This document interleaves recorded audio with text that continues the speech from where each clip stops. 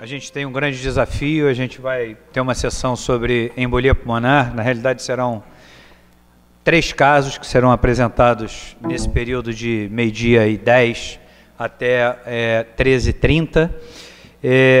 Esses 3 casos foram escolhidos, na realidade, por terem uma apresentação relativamente distinta e uma abordagem diagnóstica e terapêutica que eu acho que merece uma discussão por parte dos nossos debatedores e por parte da plateia.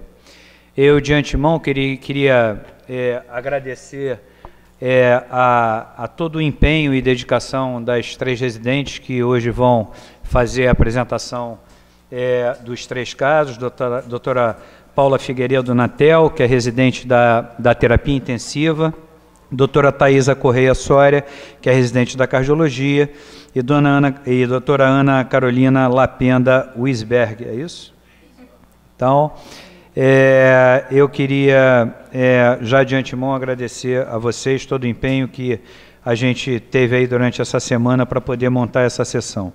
Queria agradecer também imensamente aos debatedores, os doutores Marcelo Bandeira, médico da rotina da unidade coronariana, doutor Fernando Rangel, coordenador da rotina da unidade coronariana, doutora Marino de Oliveira Júnior, que infelizmente não pode estar presente, mas doutora Mônica, por favor, Mônica, ela veio representando a radiologia, doutor Marino está com problema de conjuntivite, não pode estar presente, doutor Luiz Lazzarini, médico do serviço de pneumologia, doutor Felipe Sadia, coordenador de rotina na unidade de terapia intensiva, doutor Bruno Marques, que deve estar por chegar, cirurgião cardíaco, e doutora Ana Karenina, coordenadora da unidade de pós-operatório.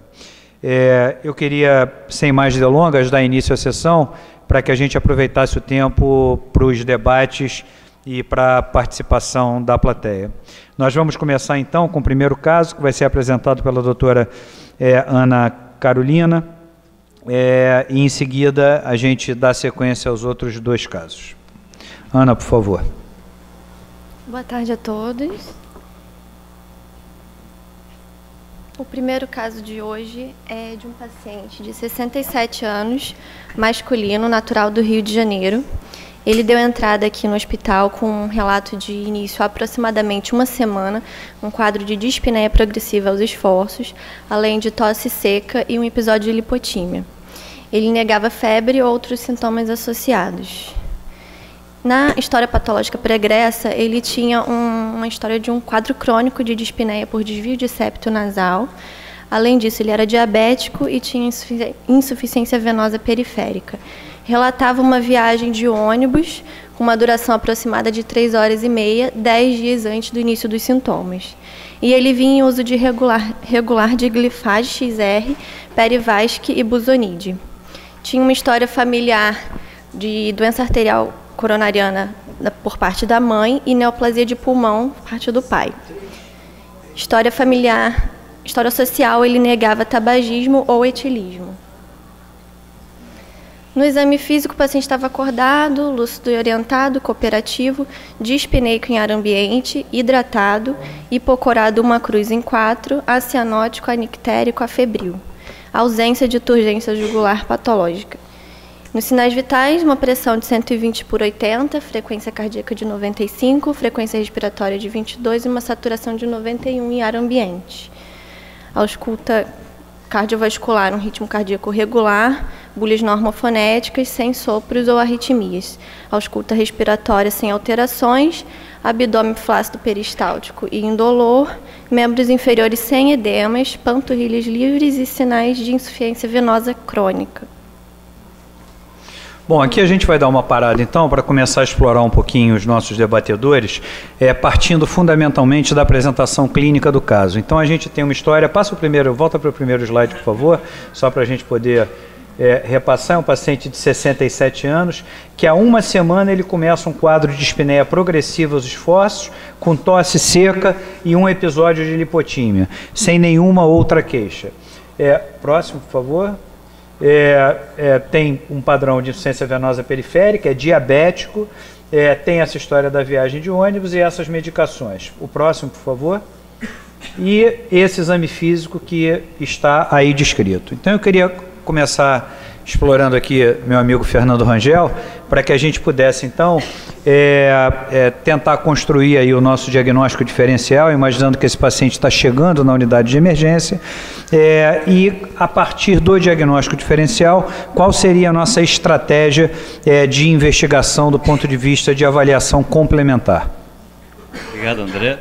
Então, esse senhor de 67 anos, com dispneia progressiva há uma semana e diabético, com viagem recente, prolongada, 3 horas, né, de ônibus, história familiar de doença coronariana, então tem uma série de fatores de risco cardiovasculares, dispneia de esforço há uma semana, com esses fatores de risco, nós temos que fazer diagnóstico diferencial com doença coronariana, isso é extremamente importante, isso pode ser um equivalente anginoso, um paciente de risco para doença cardiovascular, que compartilha os fatores de risco também para a doença tromboembólica pulmonar. Ele teve, naturalmente, a viagem recente, que é um dos fatores, tem dispneia, obviamente, ele não está taquicárdico, não está dessaturando, obviamente isso não afasta, se tivesse taquicárdico aumentava a chance, mas de embolia, e dessaturando também, mas a hipoxemia pode estar ausente na fase aguda em até 30%, 40% dos pacientes com embolia pulmonar. Então, eu ficaria com um diagnóstico diferencial importante aí, cardiovascular, angina instável, de início recente, um diagnóstico, tromboembolismo pulmonar, por esses fatores que nós dissemos, de risco, a doença venosa também, associada ao diabetes, a viagem, mobilidade recente, é um diagnóstico diferencial. Doenças outras pulmonares primárias poderiam entrar no diagnóstico diferencial, naturalmente. Ele não tem fatores nítidos aí para doença infecciosa, pneumonia, outros fatores pleurais, por exemplo, pneumotórios, não parece nada disso. O outro aspecto seria anemia, porque ele é hipocorado, ele pudesse ter tido algum sangramento digestivo, ou uma anemia de outra etiologia, levando a cansaço dos esforços, embora uma cruz em 4 não fosse, mas em todo caso isso entra no diagnóstico diferencial. Então eu ficaria com essas 3 linhas, doença coronariana com insuficiência cardíaca diastólica, ficaria, não tem nenhuma soprologia para pensar em doença valvar aguda, enfim, não tem dor para pensar em outras doenças vasculares, do tipo aórtica. Então ficaria com vascular pulmonar, ficaria com angina de início recente, com equivalente anginoso, insuficiência cardíaca diastólica, e anemia, ou uma doença pulmonar crônica, embora ele não seja tabagista, tem uma questão de desvio do septo, podia ter apneia do sono, outras causas de cansaço também. Mas ficaria principalmente com essas primeiras. Doença coronariana, com um modelo de insuficiência cardíaca diastólica, ficaria com tromboembolismo pulmonar e anemia. Ficaria com essas 3 hipóteses. Algum dos debatedores quer fazer algum comentário? Bandeira, Ana, Sadia, Lázaro? Só farei o seguinte comentário. Num primeiro momento, uma viagem de 3 horas não seria uma coisa que me chamaria de mais atenção. Perfeito. Tá? Diferente de uma viagem mais longa, 3 horas, a não ser que realmente fosse uma pessoa que se tivesse uma história já de trombofilia, ou se tivesse algum passado. Mas, em princípio, 3 horas não me chamaria atenção. Tem um relato de tosse, então lembrar, idoso, diabético, pode ter alguma pneumopatia aguda e não necessariamente vai ter um contexto maior de outras manifestações. Mas tosse e hipoxemia, logicamente, poderia ter também um processo infeccioso pulmonar agudo. Perfeito, Lázaro. Aproveitando, então, a segunda parte, passa mais um, por favor. A segunda parte é como é que a gente procede a essa investigação... volta um. Como é que a gente procede a essa investigação complementar? Dentro desse amplo diagnóstico diferencial que foi montado aqui pelo Fernando e você complementou. Acho que no primeiro momento o Fernando já deu a abordagem, ou seja, a parte cardiológica seria muito importante nesse momento, já é um vasculopata, coronariopata não, mas tem diabetes, ou seja, investigar se tem algum evento isquêmico agudo, né? Então, eletro, troponina, etc., toda essa parte. Logicamente, da parte radiológica pulmonar vai ter que ter, tá? O que se pode perguntar é, o raio-x simples seria suficiente para avaliar uma pneumopatia aguda? Ainda é um exame de eleição raio-x simples, mas o que a gente vê na prática é, diante de processos inflamatórios pulmonares, o raio-x está ficando realmente cada vez mais obsoleto. É claro que se eu vir um paciente na emergência com um quadro compatível com uma pneumonia comunitária, faço lá um raio-x simples, tem uma pneumonia lobar, eu preciso, em princípio, tomografar? Não, raio-x resolve. Mas um paciente já mais complicado, uma tosse, não é raro nós fazermos um raio-x simples e, eventualmente, depois tomografarmos e ser completamente diferente de uma tomografia de um raio-x.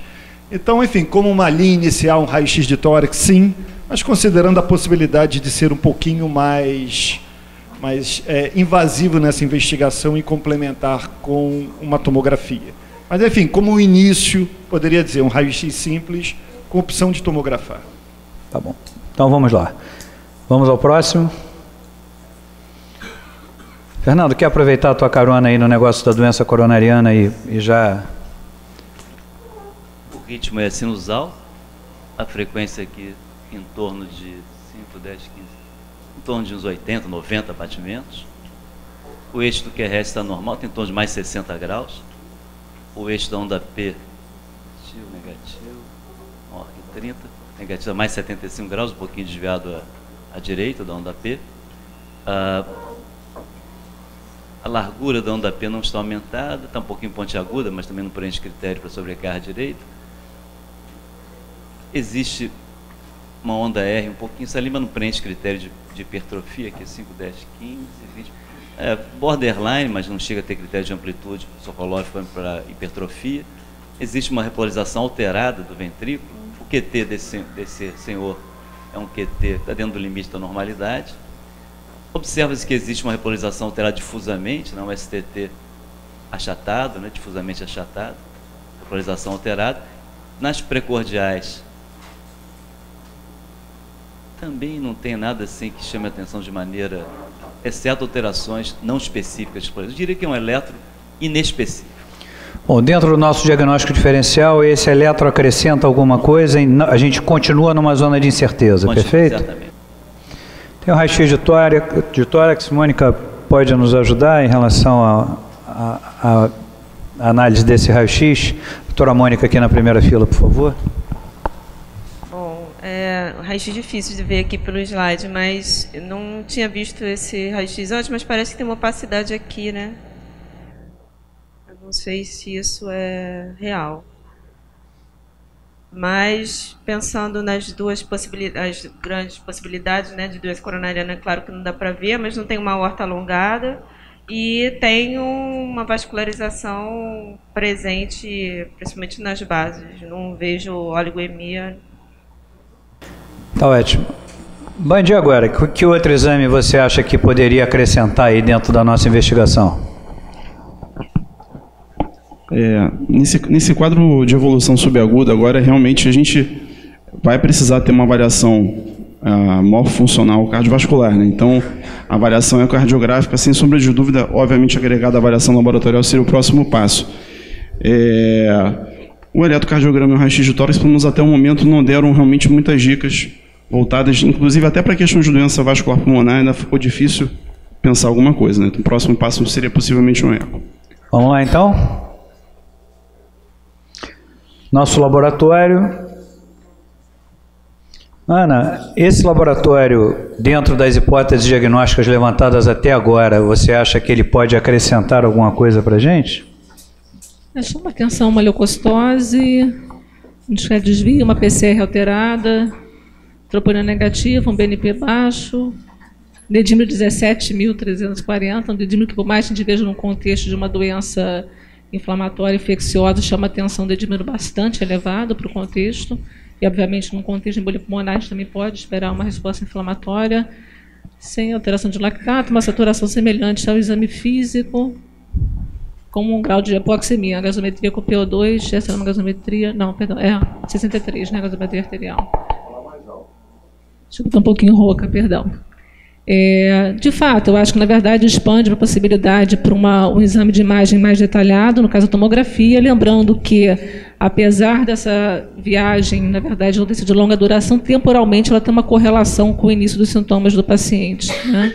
O exame físico, a despeito do tempo de evolução, ficou muito pobre, e aí realmente eu acho que vale a pena considerar. Tem uma função renal normal, e mediante a alteração dos exames, eu avançaria com o exame de imagem mais detalhado, de fato. Sadi, esse dedímero aí de 17 mil, você acha que agrega alguma coisa para a gente? Ou, na realidade, só negativa que a gente valoriza? Como é que é essa história do dedímero? O negativo é ótimo, né? Porque ele é bastante específico, mas está muito elevado esse dedímero. Então, antes da tomografia, eu acho que a gente vai chegar na tomografia assim, eu faria um Doppler desse doente. Eu considero isso mandatório, como a Ana falou. Ele parece ter uma resposta inflamatória, tem insuficiência venosa, uma coisa que foi descrito pela apresentadora, mas eu acho que foi pouco levado em consideração. Ele teve uma lipotímia nesse período, dispneia com lipotímia, né? Isso confere inclusive gravidade, de baixo débito, ou seja, eco, Doppler de membros inferiores e em seguida pensar na angiotomografia. Perfeito, vamos lá? E tá aí o eco, Arnaldo? Esse é um corte subcostal, vocês estão vendo aqui o ventrículo, o fígado, tá? O ventrículo direito, o átrio direito, o ventrículo esquerdo, o átrio esquerdo. O que a gente observa aqui é um regime de aumento de pressão no átrio direito que está tendendo a empurrar o septo interatrial para cá. E me parece haver algum grau de deslocamento do septo interventricular, como se houvesse uma sobrecarga de pressão do lado direito. Tem mais? Pode passar.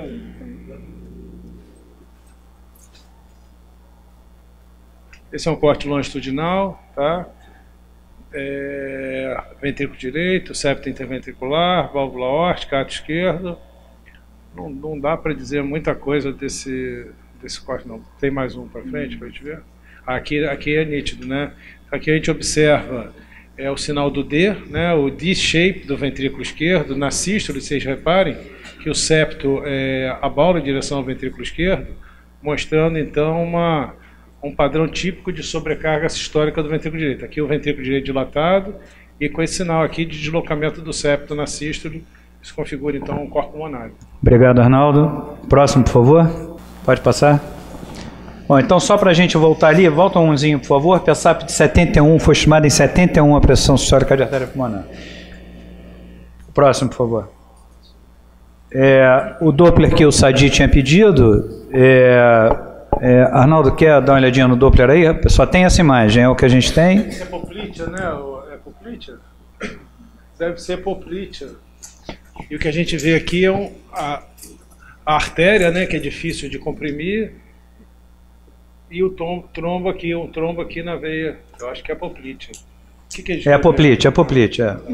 Tá bom? Isso aí, a trombose. Então, o que eu posso dizer, que provavelmente é recente, porque ela não está muito aderida na parede, está no meio do vaso. Perfeito. Então, o que a gente tem na realidade é o paciente com quadro clínico que já foi citado, que apresenta um ecocardiograma com uma dilatação das cavidades direitas, que tem um trombo em membro inferior e tem aquele dedímero de 17 mil. Próximo, por favor. E aí, qual é a conduta nesse momento? Eu queria repassar, começando agora com o Band, com Marcelo Bandeira, o que você... É melhor dar um caráter informal para todo mundo ficar tranquilo. Bom, agora a gente começa a mudar um pouquinho o raciocínio, e o que o Felipe comentou em relação à lipotímia, realmente, olhando retrospectivamente, chama mais atenção, porque se você tem um momento em que há um sintoma de baixo débito, eu esperaria um sintoma de baixo débito num paciente que, se fosse um evento agudo, estivesse instável hemodinamicamente, o que não é o caso, uma pressão de 120/80, não é, Ana?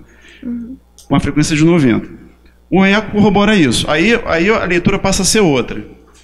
O que talvez esteja acontecendo com esse paciente, que ele tem uma doença vascular pulmonar em curso já há algum tempo, numa fase subclínica, e algum evento agudo tem agudizado uma doença crônica de instalação insidiosa. A avaliação cardiográfica que o Arnaldo fez reforça isso claramente, principalmente com uma PSAP de 70 com uma função de VD preservada. Isso no evento agudo seria o paciente com choque, até que se prove o contrário. Não sendo isso, quer dizer, o que a gente teria como principal estratégia? Na verdade, aqui, das opções que são dispostas, o tratamento, muito possivelmente, a gente vai ter que começar para tromboembolismo venoso, porque mal bem houve uma documentação de uma TVP de evolução crônica. Claro que a gente vai ter que confirmar isso com angiotensina de tórax. Então, o próximo passo é realmente angiotensina, e o tratamento já com o dedo no gatilho. Qual vai ser a importância da angiotensina? É documentar a anatomia dessa doença trombótica. Por quê? Se for uma hipertensão pulmonar com uma doença trombótica vascular mais proximal, esse paciente pode vir a ser considerado candidato para a tromboarteriectomia pulmonar, caso a gente venha com preencher critérios de hipertensão pulmonar. Caso contrário, se vier a ser uma doença mais distal, esse é um paciente que, de uma forma ou de outra, anticoagulando por 3 meses, não vai ser candidato à cirurgia e talvez seja considerado para terapias específicas para hipertensão pulmonar tromboembólica. Boa, Bandeira. Agora, esse slide foi colocado, basicamente, eu já vou colocar a provocação para a próxima pergunta, dirigida a outro debatedor, que é: uma vez o diagnóstico de tromboembolismo venoso já feito com uma trombose venosa documentada, existe a necessidade de darmos sequência à investigação da anatomia pulmonar, a menos que houvesse alguma perspectiva de outro tratamento que não a anticoagulação? E qual efetivamente seria a vantagem de se fazer isso? Fernando? O Bandeira já respondeu parcialmente essa questão, mostrando que a tomografia teria um valor, como ele está com hipertensão pulmonar de 70, e o raciocínio é que esse ventrículo não tenha gerado 70 agudamente, é possível que ele tenha uma doença tromboembólica crônica agudizada ou algo parecido, talvez ajude no tratamento mais a médio e longo prazo. Mas agudamente, eu diria que não. Agudamente, para começar o tratamento, não precisa. Está numa situação em que não tem angitomografia disponível 24 horas, tranquilamente tem evidência suficiente de tromboembolismo agudo para começar o tratamento venoso, um convencional com anticoagulante. Obrigado. Sadia, concorda? Luiz Antônio? Eu não quero discordar do Marcelo Bandeira em absoluto. Marcelo é referência de todos nós, sobretudo na doença hipertensiva pulmonar arterial, mas eu vou me permitir a fazer um outro raciocínio. Eu creio que esse paciente seja portador de uma síndrome tromboembólica venosa, vasculatura pulmonar aguda.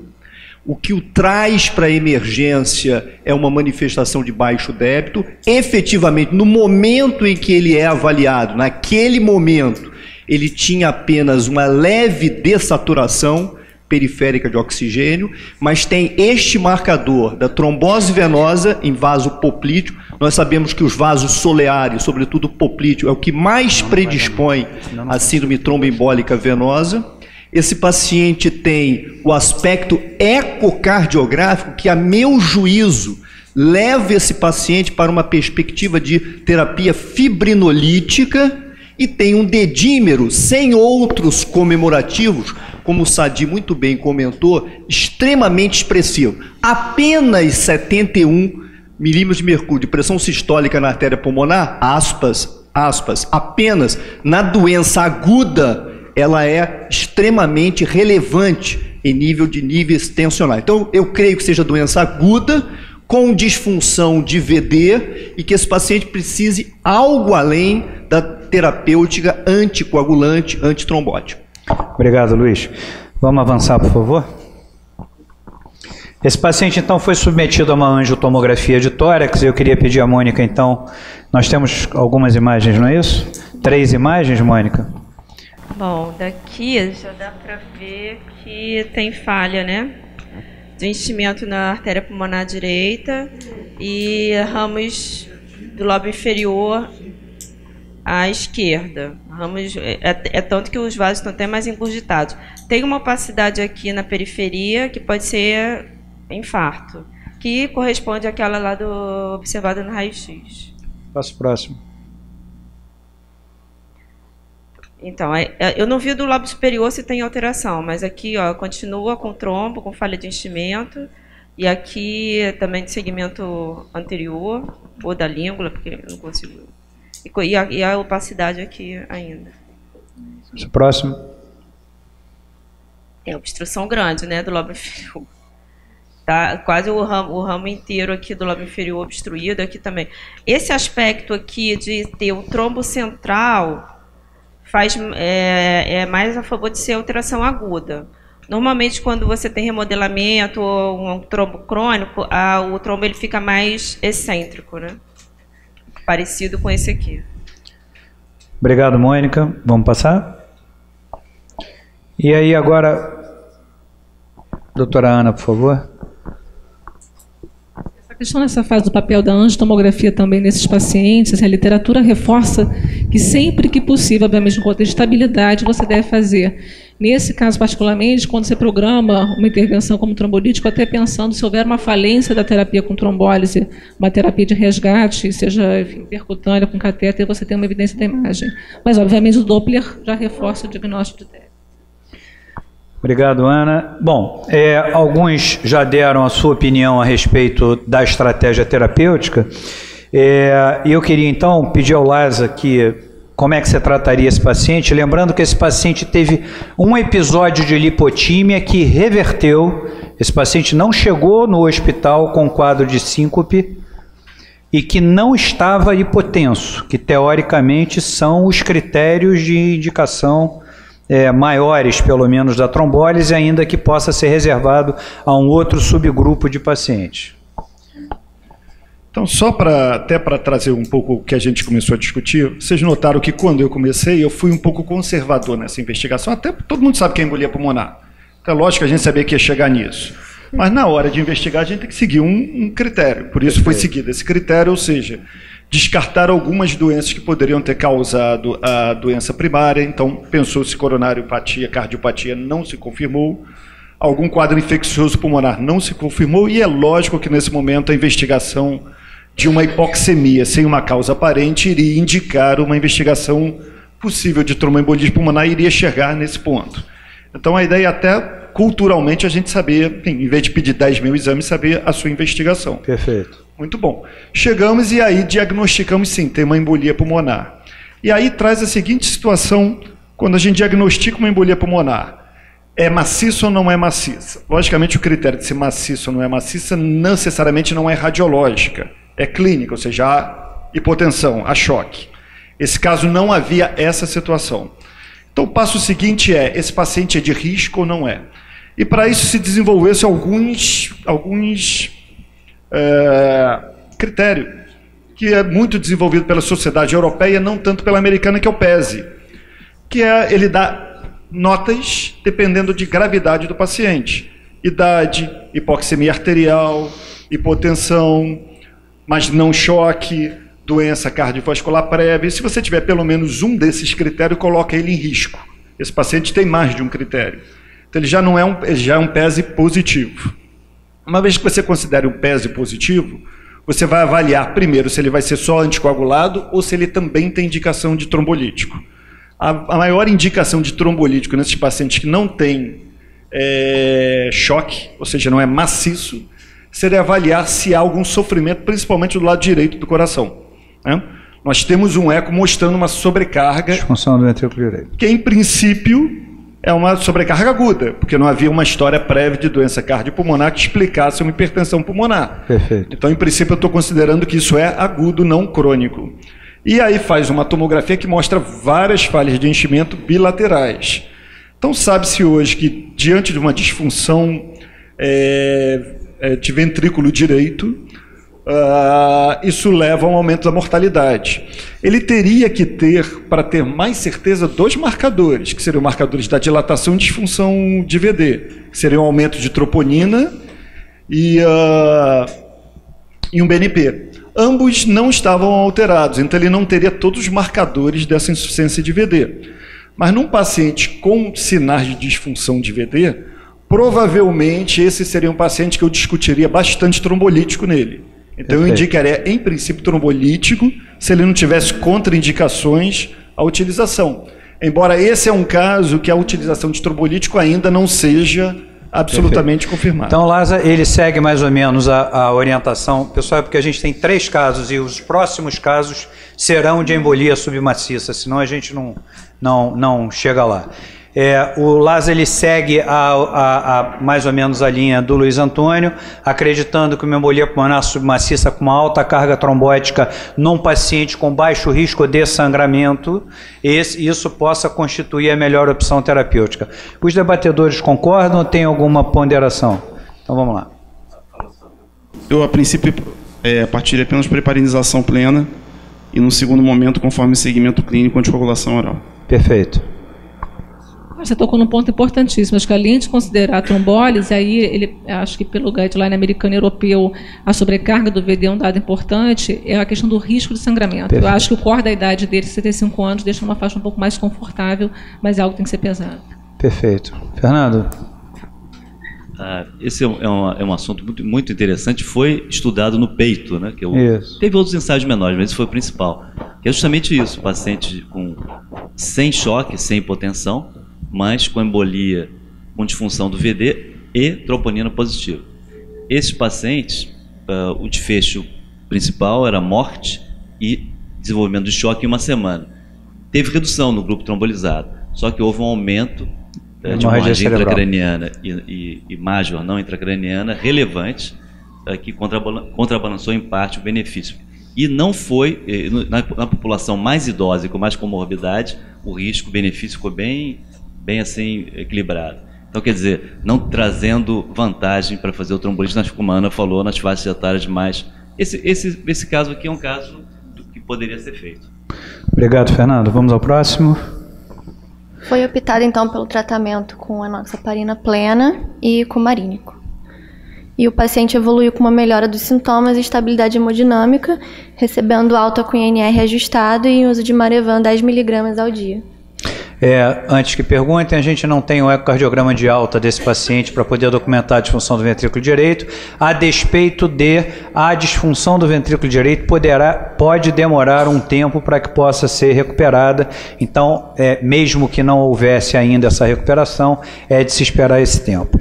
Bem, a gente vai passar para o segundo caso. Eu queria agradecer muito a doutora Ana, chamar a doutora Paula, então, para a gente dar início a esse segundo caso. E, em princípio, desculpa a tanto o Evandro quanto a Roberto, eu passo a palavra a vocês logo no segundo caso, quando a gente voltar à questão da discussão terapêutica. Doutora Paula, por favor, esse é o nosso segundo caso, então. Olá, boa tarde a todos. Vou tentar ser rápido aqui no... Não, pode ir no seu tempo, tranquila. Vamos lá. RMC, 76 anos, masculino, casado, natural do Rio de Janeiro. Na HDA, esse paciente vem para o hospital admitido eletivamente para um procedimento de ablação de extrasístole ventricular de trato de saída de VD no dia 5 de julho de 2017.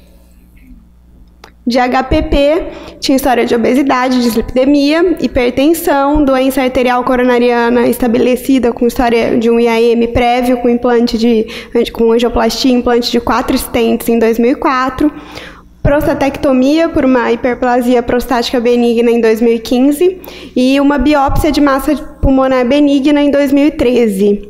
De história familiar, pais falecidos sem causa determinada, o irmão era falecido por leucemia aos 70 anos e tinha uma irmã com CA de mama metastático. História social, negava etilismo, tabagismo e uso de drogas ilícitas.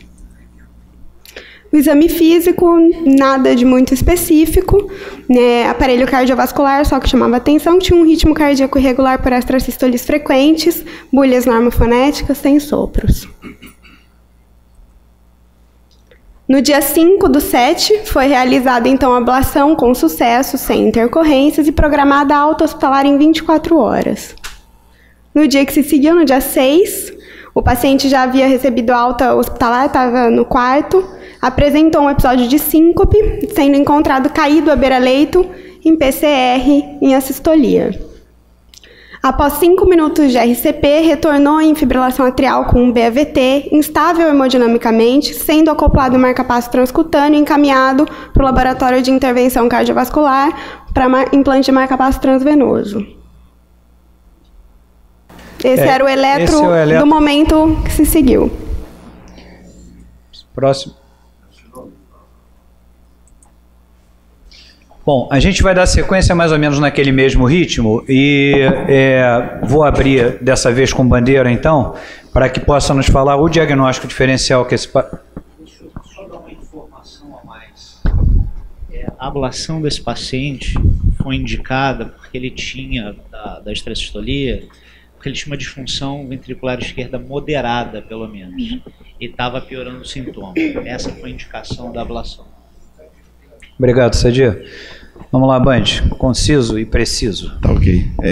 Bom, no paciente que é submetido a um procedimento de ablação de trato de saída de VD e faz uma morte súbita por um ritmo não chocável, aqui uma sistolia, é difícil, independente do tema, é difícil você não pensar no diagnóstico que não seja de um TEP associado ao procedimento, pós-ablação. Lembrando que a ablação de extracístole, ao contrário das ablações de FA de Flutter, acontecem fora de anticoagulação oral plena. FA, a gente dificilmente vai ver isso para o paciente já está anticoagulado. E, inclusive, dependendo do número de bainhas que você puncione, isso, inclusive, pode ser um potencial marcador de risco predisponente para esse evento. Então, é difícil não pensar em outro diagnóstico. Ana. Pensaria em tamponamento também. Na verdade, o ritmo de parada não fala a favor, seria um AESP tanto para embolia pulmonar quanto para tamponamento, mas eu também pensaria com uma complicação do procedimento. Menos provável uma doença coronariana, fechou um stent para um componente inflamatório, que esperaria também um ritmo de TV, FV, mas acho que abrindo o leque são as possibilidades. Sadia.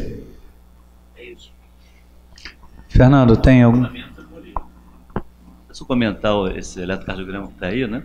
Tem fibrilação atrial, BRD, e tem um aspecto de infarto septal, né? Morfologia QR ali, né? Um IV1 e IV2. Ele tem história de infarto prévio, não tem? Não, tem fibrilação atrial, bloqueio de ramo direito. Essa morfologia QR aqui em V1 e V2, sinalizando para o infarto prévio septal com bloqueio de ramo direito. Eu estou vendo aqui, como o professor Fernando acaba de dizer, que está em fibrilação auricular, mas aqui essa morfologia deixa em dúvida o que está ocorrendo com ele.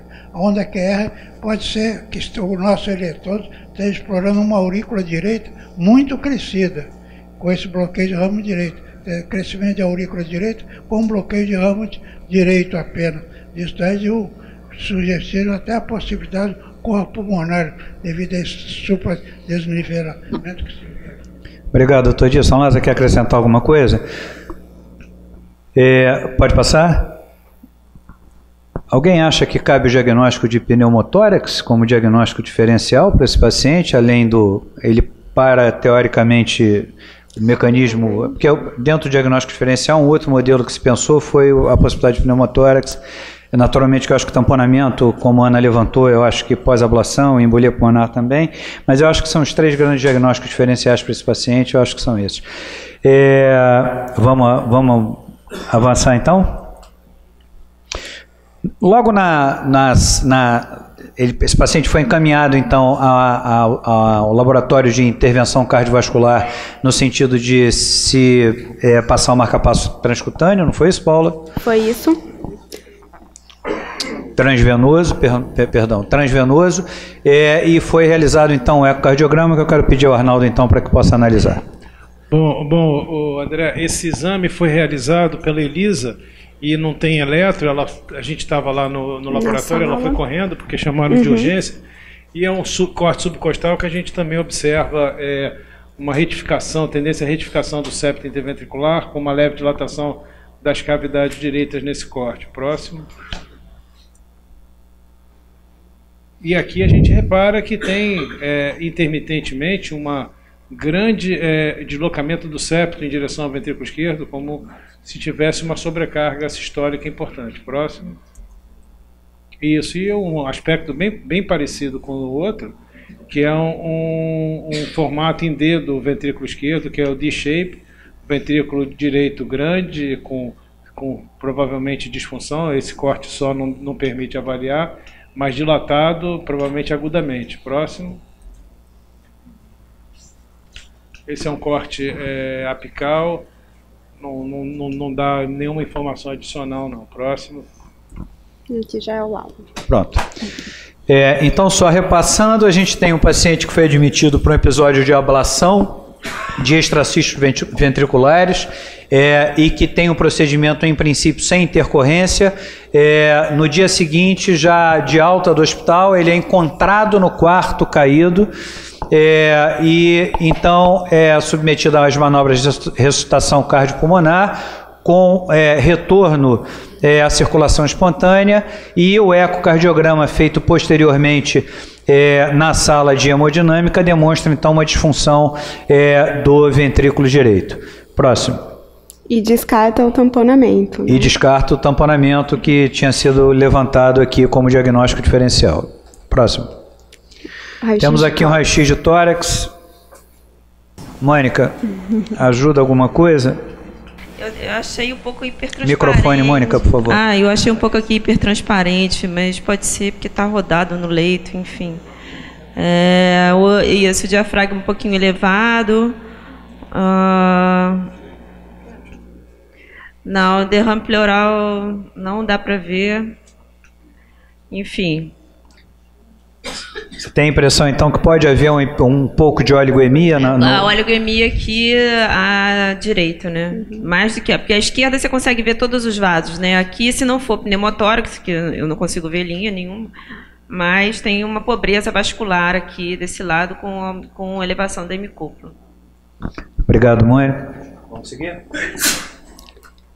Angiotomografia de tórax. Bom, a doutora Mônica pediu, então esse paciente, logo após, foi encaminhado à tomografia computadorizada, onde foi realizada uma tomografia de tórax. Mônica, por favor. Então, aqui também tem falha de enchimento, mas aqui, é diferente do outro, tem mais de ramo segmentar, né? Não tem, porque aquele outro exame prévio tinha mais falha de enchimento mais central, né? E aqui tem mais ramo segmentar, pelo menos nesse corte. Próximo. Pode passar? Tem mais. Então, aqui, ó, você vê que tem falha de enchimento também de ramo segmentar, não tem mais central. Esse aqui é segmento também anterior, do lobo inferior, do lobo médio. Agora eu já não sei se é do lobo médio ou se é da língula, mas enfim. Tem falha de enchimento aqui. E aqui, se arterial, também deve ter falha de enchimento. Próximo. Tem uma área... Desculpa. Eu não sei se essa área aqui também pode ser de infarto, né? Está mais na periferia. Próximo. É a mesma coisa, mas são áreas menores de falha de enchimento. Próximo. Isso aqui é exatamente o que a gente viu no raio-x, né? Uma pobreza vascular do pulmão à direita e com elevação da hemicúpula. Mais de ramos mais segmentares, né? Proximal está aparentemente perto. Foi realizada uma tomografia de crânio e face, uma vez que ele havia tido uma síncope e foi encontrado à beira-leito, que não mostrava fratura e nem sangramento. Próximo. Esse foi o exame laboratorial complementar desse momento, né? Lazzarini, ajuda em alguma coisa? Eu vou comentar esse raio-x que é muito interessante no seguinte aspecto: é difícil a gente ver num tromboembolismo sinal de Westermarck. Isso aí. Quer que volte lá no raio-x? É difícil a gente conseguir ver isso na prática, essa oligoemia unilateral por embolia pulmonar, né? A gente costuma mais relacionar com a cova de Hampton, que é uma imagem mais, digamos, habitual, né? Mas o que é interessante, essa oligoemia, existe esse sinal na embolia pulmonar. Lembrar que no pneumotórax, além de ver a linha pleural, que às vezes a gente não consegue ver, porque o paciente às vezes está deitado e o pneumotórax é anterior. Não é o caso, só estou ajudando a complementar. Você pode ver um aprofundamento do sulco, que você pode ver nos casos de pneumotórax agudo. Agora, lembrar, se houver dúvida num caso de pneumotórax à beira do leito, já que estavam fazendo o eco, podiam ver se havia o lung slide, que poderia ser um exame bem à beira do leito e tirar a dúvida se tinha pneumotórax ou não. Tá ótimo, obrigado. Só para lembrar que o raio-x mais comum na embolia pulmonar é raio-x normal. É o raio-x mais frequente na embolia pulmonar. Vamos passar? Os exames laboratoriais. Pode passar? Aqui a gente só chamando atenção para os pontos mais importantes do Isso é exame. uma gasometria arterial pós-parada, naturalmente, então com todas as alterações de hipoperfusão que esse paciente apresentou, e uma troponina de 0,23. Próximo. E aí, qual a abordagem? Sadia? O que a gente faz com esse paciente? Eu estava até comentando com o Bandeira, porque esse paciente foi levado para o laboratório de hemodinâmica para colocar o marca-passo. Eu não entendi por que não foi feita a angiografia na hora. Pulmonar. E poderia se pensar já no laboratório de hemodinâmica, com todos esses comemorativos de disfunção de VD, etc., e com estabilidade hemodinâmica que ele tinha efetivamente, já fazer o trombolítico intraarterial. Mas, enfim, isso não foi feito. Obviamente, quer dizer, é um outro cenário completamente diferente do caso anterior. Trata-se de um paciente com embolia pulmonar clara, com sobrecarga de VD, corpo pulmonar agudo, com instabilidade hemodinâmica. Ele estava usando amina vasoativa, inclusive. Eu não tenho dúvida em relação, já com uma tomografia normal, diga-se de passagem, e também foi visto na tomografia de tórax nenhuma evidência de trauma torácico pós-massagem. Ou seja, ele poderia ser submetido ao tratamento trombolítico. Nesse caso foi feito intravenoso, não? Cláudio Chinoco quer falar rapidamente. Eu só quero falar antes de passar para a parte do tratamento. Tem um artigo muito interessante ano passado no New England, um dos artigos mais citados da revista do ano passado. A avaliação de síncope inexplicada na sala de emergência, de cada 6 pacientes, 1 é embolia pulmonar. Então, muitas vezes vem lá na medicina nuclear, vamos fazer uma cintilografia para pesquisar a isquemia, o paciente não tem nada, teve uma síncope. Esse caso não, um caso muito escarrado que é a embolia pulmonar, tem disfunção do VD, tem comprometimento hemodinâmico da circulação direita, corpo pulmonar, mas a maioria não é assim. A maioria dos síncopes resolve rapidamente que tem uma perda súbita do fluxo cerebral e é embolia pulmonar. Então, tem mais um caso. Para ter suspeição clínica de embolia pulmonar, às vezes o paciente não tem nada, só um raio-x de tórax normal, como o André falou.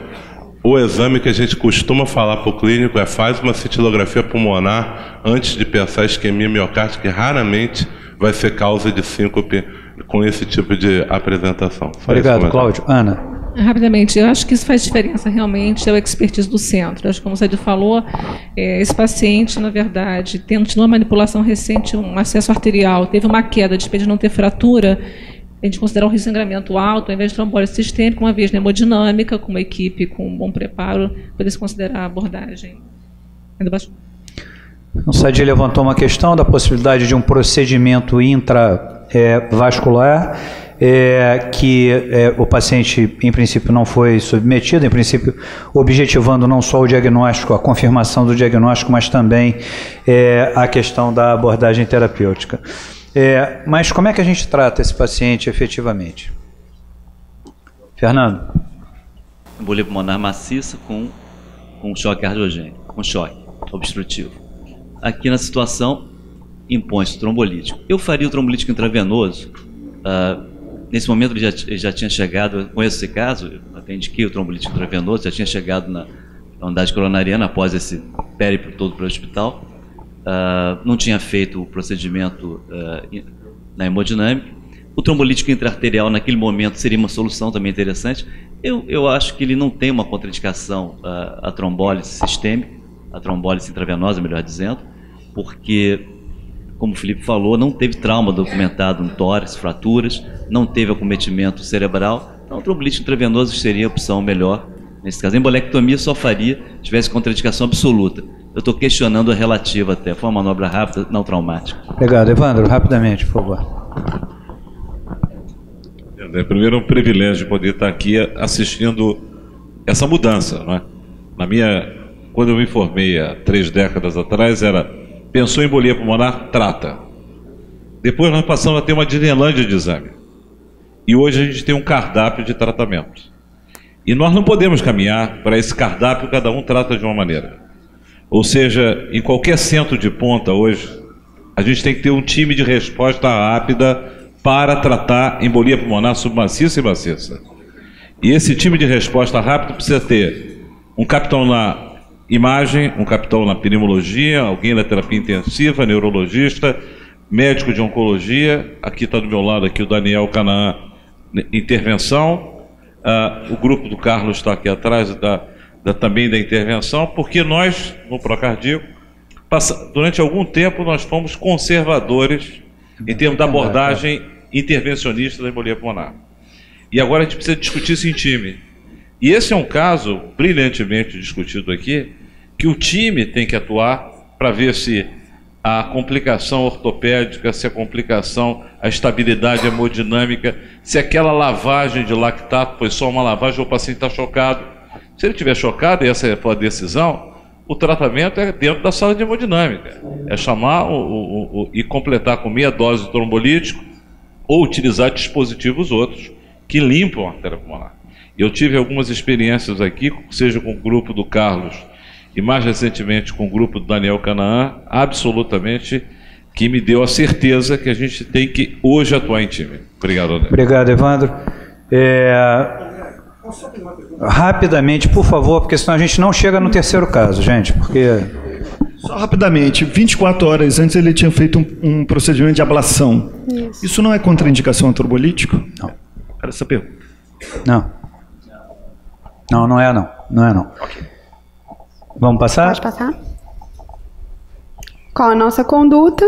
Foi optado por trombólise, sendo iniciada a infusão com actilise. Após o início da trombólise, aí cerca de mais ou menos 20 minutos, o paciente apresentou hematúria maciça e sangramento em todos os sítios de punção, sem repercussão hemodinâmica. Próximo. Hemodinâmica laboratorial, que a gente diz aí, né? Porque ele já vinha aqui, ele vinha em uso de amina, instabilidade. Próximo. O que fazer nesse momento? E aí, Ana, o que a gente faz agora? Ele chegou a fazer toda a infusão do trombolítico? Não. Não. Tinham sido os primeiros 20 minutos. Não chegou a fazer todo. Bom, se ele, na verdade, sangramento, o risco evoluiu para um sangramento maciço, que ameaça a vida. Realmente é complexo. Eu acho que você sugeriria realmente trombolítico. Suspende o trombolítico, mas faz heparina, deixa Enquanto sem, ele né? tiver um sangramento que não seja ameaçador, o paciente tiver um sangramento sem repercussão importante, eu manteria. Caso ele ameace sangramento mais vultuoso, eu interromperia. Sadia? Isso é uma decisão de momento, né? Tem que ver, efetivar, tem que ter a confirmação desse sangramento mais de monta e poderia parar o trombolítico temporariamente, mas eu deixaria ele heparinizado com uma dose mínima, né? 1,5, no máximo 2 de relação e seguir o curso pela gravidade do paciente. Né? Ele sangrou do sítio de função arterial do procedimento da ablação ou pessoal do sítio venoso? Do sítio venoso. Arterial. Que era compressível, né? Uhum. Também tem isso. Então, menos mal. Um minuto. Vai. Aqui eu acho que, pegando também todo o gancho da trombólise infarto, que nós fazíamos antigamente, aqui no momento era para suspender provisoriamente o trombolítico, a heparina tem que ser intravenosa nesse momento. Baixo peso tem uma meia-vida mais longa, vai atrapalhar depois o retorno de trombolítico. Calma. Muito bem, vamos avançar? Qual a nossa conduta? Foi interrompida a infusão do trombolítico, com evidência de melhora do sangramento, sendo reiniciado o trombolítico após 2 horas. Após o término da trombólise, foi iniciada a anticoagulação com heparina não fracionada. Próximo. Esse aqui é uma imagem que acabou, deve ter ficado fora de ordem na hora que a gente colocou, mas é uma imagem do eco pós-trombólise. Arnaldo, alguma melhora? Está mais ou menos a mesma coisa? Eu acho que melhorou um pouco a sobrecarga sistólica. Próximo. Aí também, eu acho que sim. Tendendo até ao normal aí. Bom, então, na realidade, aqui nesse caso, nós tivemos algumas questões que eu acho que já foram bastante discutidas, e talvez a mais crucial delas é o paciente que faz um sangramento durante a infusão do trombolítico. Essa eu acho que é a principal dúvida, talvez uma que te possa ter antecedido, que era um paciente com trauma de crânio sem manifestação tomográfica. Qual o risco desse paciente de ser submetido a trombólise a despeito de ter sangramento ou não? E finalmente agora nessa questão do sangramento pós-trombólise. Próximo. Então esse foi o eco pós-trombólise, que ainda tinha o aumento das cavidades direitas, mas já tinha uma importante melhora da função do VD e nítida redução dos sinais indiretos de sobrecarga. Próximo.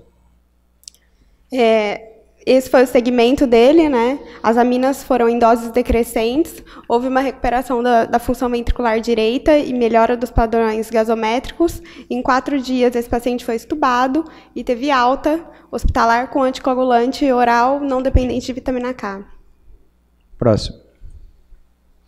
Paulo, muito obrigado. Dr. Marcelo Rivas, enquanto troca-se a apresentador, 1 minuto, por favor. Roberto, 1 minuto também, para a gente não... André, eu tenho uma dúvida só em relação ao início do tratamento. O paciente teve a parada cardiorrespiratória, fez o ecocardiograma com disfunção de VD, e se a decisão terapêutica nesse momento foi de já iniciar a heparina não fracionada, ou se ainda aguardou a angiotomografia e a ida para a hemodinâmica, que acho que deve ter levado pelo menos uns 40 minutos aí, né? Aguardou, porque existia o diagnóstico diferencial do derrame pericárdico, eu acho que em função disso se aguardou para poder começar qualquer estratégia anticoagulante. É só um comentário rápido, né?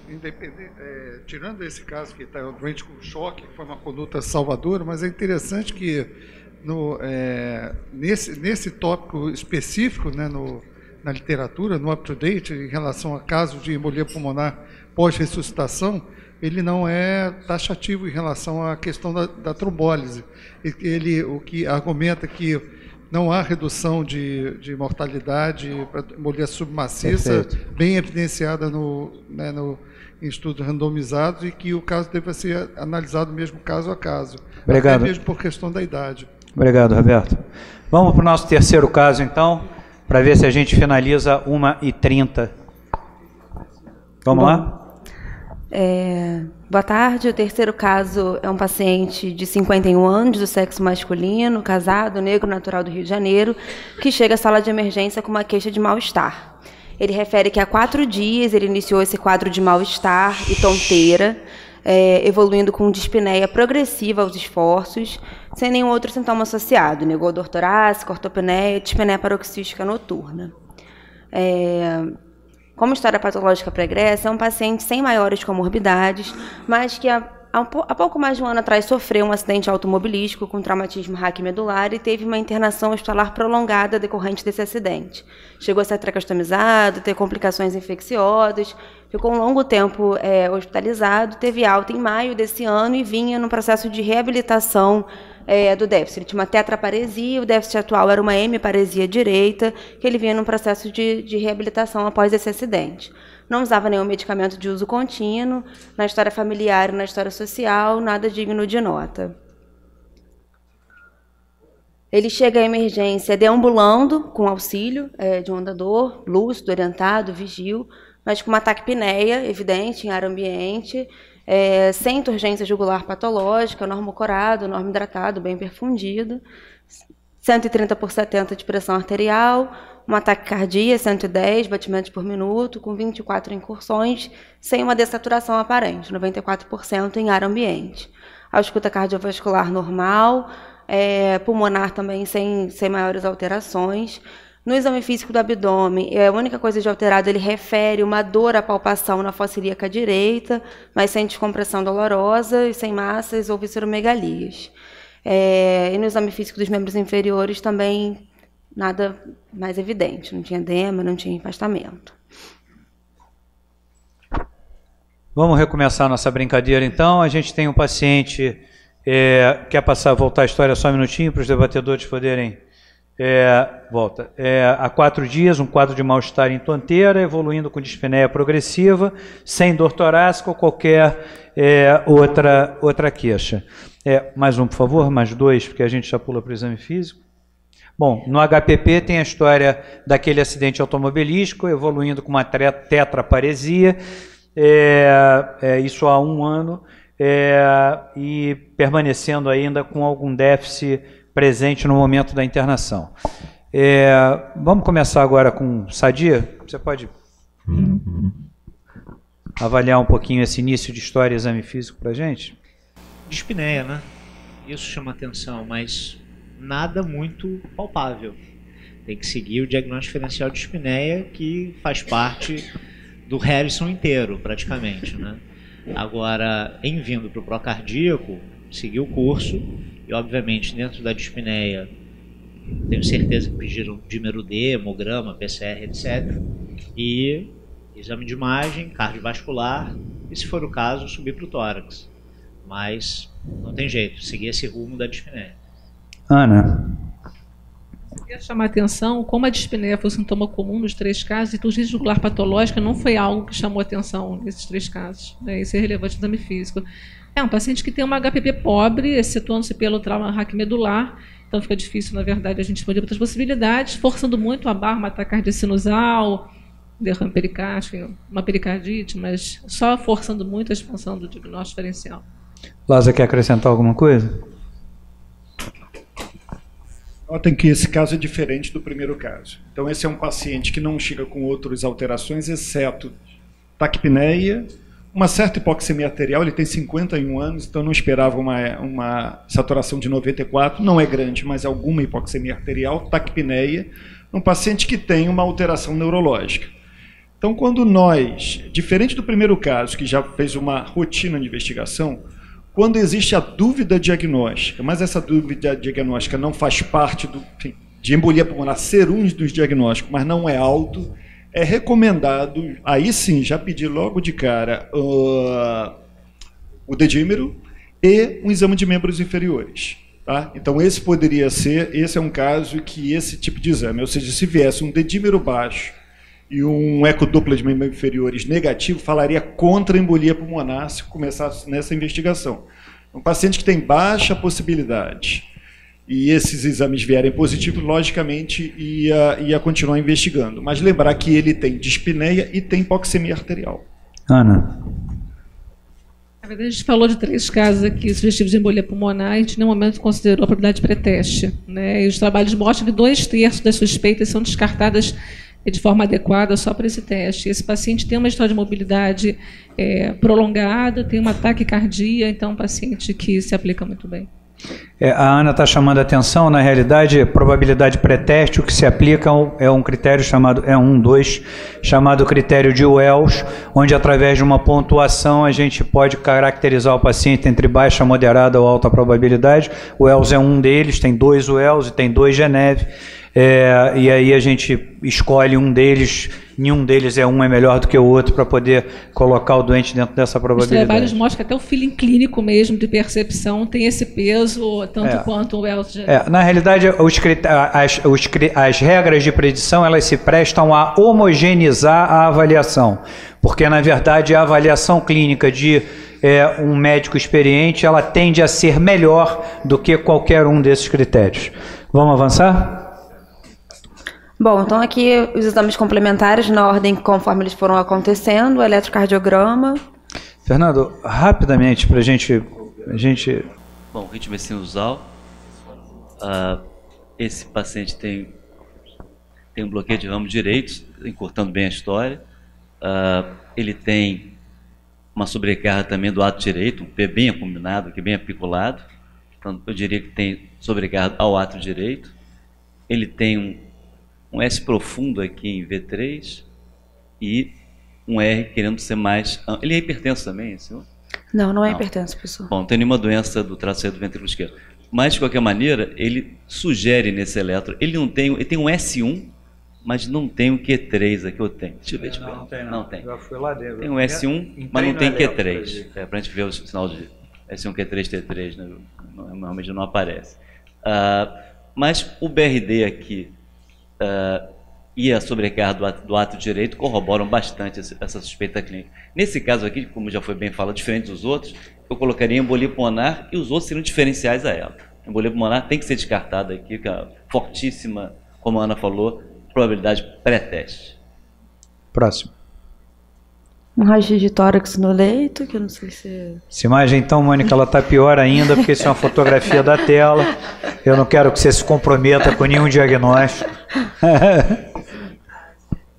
Passar. Melhor. Você quer comentar alguma coisa específica ou não? Não. De leito aqui é difícil, né, mesmo? Foto da foto. Mas aqui está um pouco mais hipotransparente também do que mais em relação ao outro, mas, enfim, difícil. Exames laboratoriais. Lázaro, ajuda alguma coisa? Dedímero alto. Tá? Então, na nossa correlação, eu faria, nesse momento, um ecodoppler, claro, um eco cardíaco, mas se eu fizer um ecodoppler de membro inferior e já tiver trombose venosa profunda, já seria considerado suficiente para fazer o diagnóstico. Entendi. Tá? E tratar. Eu só vou fazer uma provocação de 2 minutos, porque o primeiro tinha 17, esse tem 20. Qual é a força de evidência que a gente dá a esse dedímero alto num paciente para o diagnóstico da embolia pulmonar? Porque, classicamente, o dedímero está colocado para se afastar o diagnóstico da embolia pulmonar, não para se fazer o diagnóstico da embolia pulmonar. Então, eu quero saber o seguinte, o que agrega a gente ter um dedímero alto num paciente que tem alguns diagnósticos diferenciais que, eventualmente, também poderiam elevar o dedímero? A essa altura, o dedímero não agrega nada. Ele só iria ser útil se viesse negativo. Ele não fez diagnóstico de nada. Lembrar, hipoxemia arterial, mais fatores e alcalose respiratória, reforçando um gasoperite típico. Pré-teste desse paciente, que já era alta. Então, habitualmente, não seria o dedímero o primeiro exame para esse paciente. Vamos lá? Então, atendendo ao Lazarinho, ele faz um Doppler de membros inferiores, que mostra uma trombose aguda extensa do membro inferior direito, femoral superficial, mais poplite, tibiais posteriores e fibulares, e trombose venosa subaguda em veia femoral comum à esquerda. Em seguida, faz um ecocardiograma. Arnaldo. Bom, as lindas imagens que vocês vão ver aqui foram feitas pela nossa ex-residente, a Dani, que está aí. Parabéns, a gente pôde acompanhar praticamente online esse diagnóstico. Então, esse é um corte subcostal, a gente está vendo aqui a veia cava inferior, a gente vê uma estrutura móvel aqui, tá? Aqui é o átrio direito, uma estrutura móvel, passa. Essa estrutura a gente vê também do lado esquerdo do coração, e se projetando pela válvula mitral. Nesse momento, então, a gente conversou e a gente fez a hipótese de um trombo em trânsito, né? O trombo em trânsito é uma entidade que acontece quando você tem um trombo que se deslocou deslocou para o pulmão e parte dele ficou presa em cavidade direita. E não é incomum, não é raro, nós já vimos algumas vezes indivíduos que tenham forame oval patente, que são até 25% da população. Quando o indivíduo faz embolia pulmonar, as pressões nas cavidades direitas aumentam muito, e se vocês lembrarem o fluxo que vem da cava inferior, ele, através da valvuleta de Eustáquio, ele é dirigido para o ato esquerdo. Então, isso favorece a passagem do trombo pelo forame oval patente. Então, isso aqui provavelmente é um trombo que está preso no forame oval patente. Parte do trombo foi para o pulmão, embolizou, por isso que também não é incomum a gente ver a coexistência de embolia pulmonar com acidente vascular cerebral. Próximo. Aqui a gente está vendo, então, o trombo, provavelmente preso aqui no septo interatrial, aqui é o átrio direito. Próximo. Desculpa, volta lá, acho que aquele era, desculpa, esse aqui é o ventrículo, que eu acho que está rodado aqui, não está, Dani? Acho que esse, não, é o VD, tá, o VD com disfunção, o trombo preso, e como a gente já tinha visto aqui, reparem ele aqui, ó, ele está preso no septo interatrial e está dentro do ventrículo esquerdo também. Obrigado, Arnaldo. E aí temos um trombo em trânsito, que é um equivalente de embolia pulmonar, com a mortalidade muito alta. E pode passar. E nesse momento, o que fazer? Vou começar pelo Sadi, que é um intensivista nato, assim, para... Porra, difícil, né? Vamos por partes, quer dizer, falando sim em mobilidade de trombo, tem alguns serviços que quando evidenciam uma trombose venosa muito extensa e existe uma indicação de trombólise, eles colocam filtro de veia cava antes da trombólise. Nesse caso, a gente tem trombo intracavitário, ou seja, eu acho que a abordagem tem que ser outra. Tem que ser uma abordagem mais invasiva e se pensar na embolectomia. Bandeira. Praticamente, eu ia falar a mesma coisa que o Felipe falou, realmente é um contexto que não deixa muito favorável ao trombolítico intravenoso, pensaria também em embolectomia. Ana. Enfim, seria anticoagulação e, obviamente, considerar embolectomia, mas lembrando um dado interessante que 1/4 dos pacientes com TEP, sobretudo maciço, eles têm trombo intracavitário, isso muda a conduta em 10% para a opção cirúrgica. Então, tem que ter muita atenção nesses pacientes, sobretudo com evento com estabilidade hemodinâmica, de buscar trauma intracavitário. Fernando? Eu vi na literatura algumas séries, justamente com indicação nesse caso, com trombo em movimento, com forame oval patente. Então, existe uma tendência à cirurgia nesses casos. Lázaro, concorda? Eu só queria colocar aqui uma questão. Eu acho que a embolectomia, na realidade, é a melhor estratégia, não sei se é a melhor, mas desde que haja uma expertise local nesse tipo de procedimento. Senão, a estratégia é trombólise. A mortalidade cirúrgica em centro com expertise não é mais do que 6%. Né? Já em centros não, a gente pode chegar a 30%, 40%. Isso aí. Bom, então foi optado por embolectomia cirúrgica. No centro cirúrgico, acho que já no início do procedimento, ele faz uma fibrilação atrial de alta resposta ventricular, com instabilidade hemodinâmica, precisa ser chocado. E é iniciado o procedimento cirúrgico com o auxílio da monitorização com eco transesofágico. Aqui a gente traz as imagens do transesofágico, não sei se... O Arnaldo saiu, mas... É o Ramalho. Você que fez? Aí, Marcelo, por favor. É um exame bastante interessante, não sendo na gente, né? Uma imagem bem nítida, só confirmando os achados da Dani no pré-operatório. Um trombo gigantesco, que parece, assim, lembra o trombo que foi visto nas pernas dele. Então é um trombo que provavelmente se deslocou inteiro. Fez a embolia pulmonar, um corpo pulmonar agudo, e aí abriu o forame oval, como o Arnaldo explicou, e tem um trombo passando ali pelo forame oval, já do lado esquerdo. Perfeito. Lembrar que esse trombo ele tem uma característica justamente que é do trombo que embolizou, que é esse trombo longitudinal, né, de maior crescimento longitudinal, diferente dos outros aspectos de trombo intracavitário. Aí a mesma imagem, só que em zoom, só para confirmar essa passagem. E o paciente fez, então, como a Thaisa lembrou, uma estabilidade hemodinâmica por uma fibrilação atrial, acabou tendo que ser colocado às pressas. A gente chega lá. Não, ele está falando da entrada do centro cirúrgico. Calma. Vamos lá. Aqui. Aí, confirmando uma disfunção de VD grave, parede livre do VD toda parada. E aí, aquela imagem que também a Dani mostrou, você vê que o trombo aparece no trato de saída do VE. É agoniante. Bom. Vamos lá? Aqui, na verdade, é mais a descrição cirúrgica da... A gente foi submetido a uma embolectomia cirúrgica, vamos evoluir então, vamos passar. E aí ele vai para o pós-operatório, está no pós-operatório imediato da embolectomia mecânica. No centro cirúrgico ele precisou ser transfundido, ele ganhou um concentrado de hemácias, 4 hemocompletantes, 3 beriplex. E segue instável hemodinamicamente no pós-operatório imediato, com doses crescentes de amina. É repetido um eco transtorácico já no pós-operatório, que mostra um VE com sinal de hipovolemia, um SAM com obstrução da via de saída, e um VD ainda dilatado e ainda com disfunção, e ainda é possível observar um trombo distal na pulmonar direita.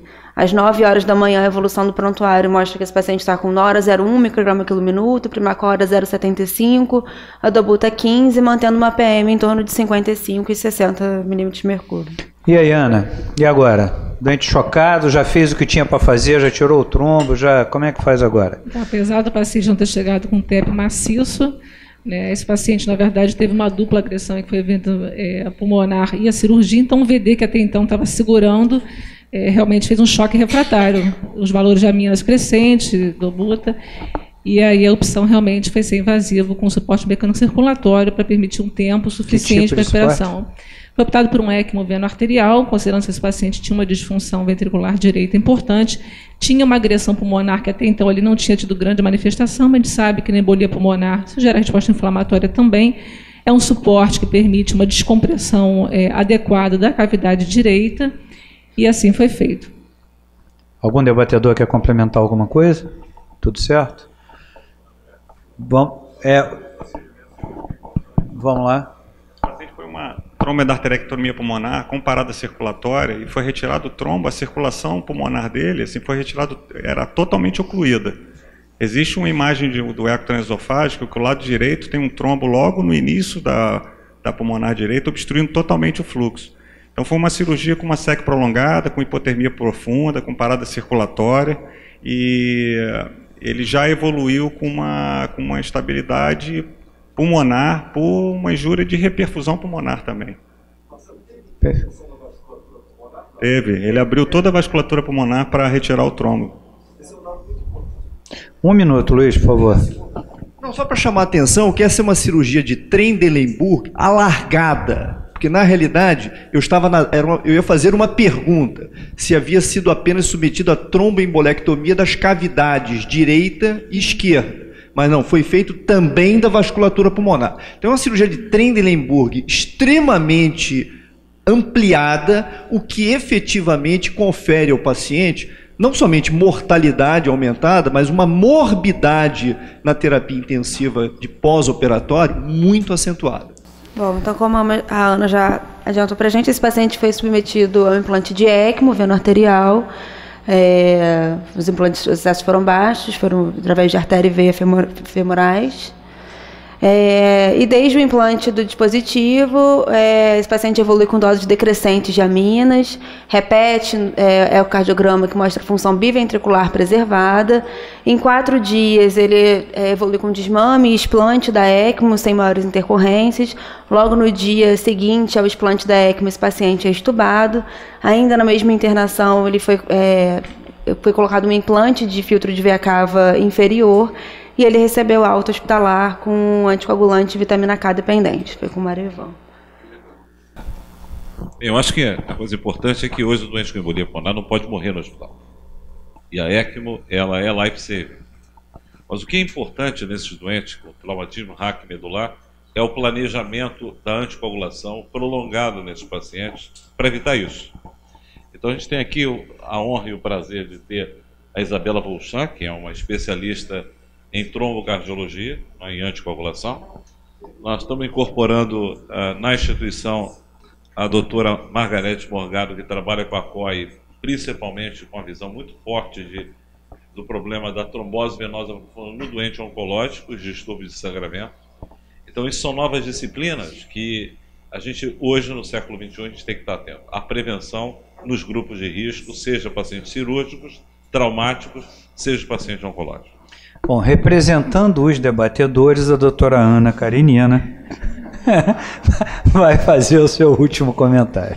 Eu queria fazer uma observação em relação à ECMO. A ECMO na embolia pulmonar tem uma particularidade muito importante, que a sobrevida no choque habitual de 50%, o choque na embolia pulmonar sobrevive 70% quando você utiliza a ECMO. É um dispositivo que, como nesse caso, tem a possibilidade de implante periférico, foi feito dentro da terapia intensiva, e a maior parte desses pacientes sequer recebem terapia trombolítica ou qualquer intervenção. Basta entrar na ECMO, anticoagulado, com a trombólise endógena, esse paciente recupera numa média de 5 dias. E caso haja necessidade de uma abordagem invasiva, esse paciente está numa condição mais estável para que possa ser transportado para um setor de hemodinâmica, uma sala híbrida, e ser submetido ao procedimento. Bom, chegamos ao final. Eu sei que muito ainda haveria de se discutir. Queria pedir minhas desculpas à plateia por não ter possibilitado uma participação maior, mas como os senhores viram, os 3 casos foram bastante ilustrativos. Eu acho que deram margem para que a gente pudesse exercitar aqui muito do diagnóstico e do tratamento. Queria agradecer imensamente a nossas 3 residentes, Ana, Paula e Thaisa, aos debatedores, Fernando, Sadi, Marcelo Bandeira, Ana Karenina, Lazzarini e Mônica, e aguardo vocês na sexta-feira com a sessão do Dr. Cláudio Chinoco Mesquita, highlights do Congresso de Medicina Nuclear. Muito obrigado a todos.